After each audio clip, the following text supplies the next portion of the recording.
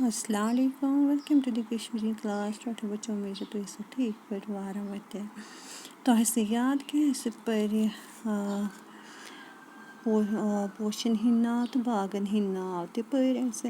यथ पिक्चर कन वुचिद समझ आमुत कि अस कमान मुतलिक आज परन आज ऐसे जानवारन कमन छो ना जानवर गए बर्ड्स ठीक छ परिंदे उड़ान वुचता ये मे पिक्चर ये मे प्रजनवान यह कस जानवर यह कस बर्ड मैना क्या मैना इंग्लिश पे अमिस वन कशर पे वनोस हर क्या वनोस हर ये अलिफ ह अत पे मात्रा पे रिया ठीक है ये मात्रा अमिस क्या जेठ रवित पर इतनस क्या अलिफस पे ये अलिफ हर ठीक है इथे कन ब्या पिक्चर टाटा बचो तुम वो हिमा प्रजनावान तुम यह बर्ड उड़ान यह जानवर अमिस वन स्पैरो इंग्लिश पे तो कशर पे वनोस सर अत पे कह हमसा तो बे रिया ठीक है सर तो इथे कन बे बर्ड यतनस यह कुछ प्रजनवन यह क्रो क्या इंग्लिश नेम अमसन क्रो तो कशर पे वन काव इथे कन ब्या बर्ड यतनस यह प्रजनवन तुम यह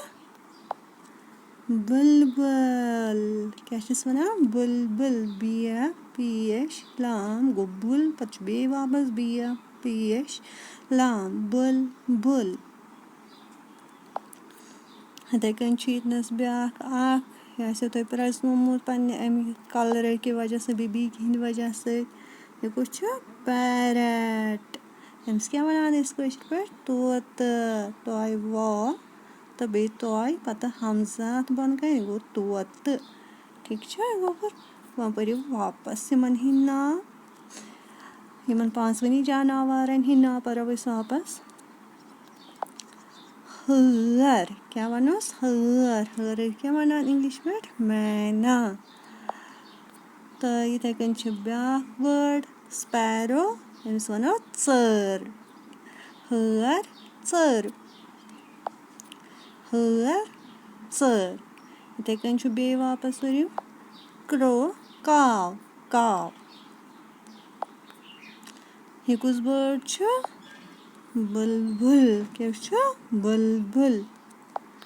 इथे कन वुचन कुछ बर्ड तो पैरट तोत वह कमिस बर्ड सुन नाव पोर हर चर काव बुलबुल तोत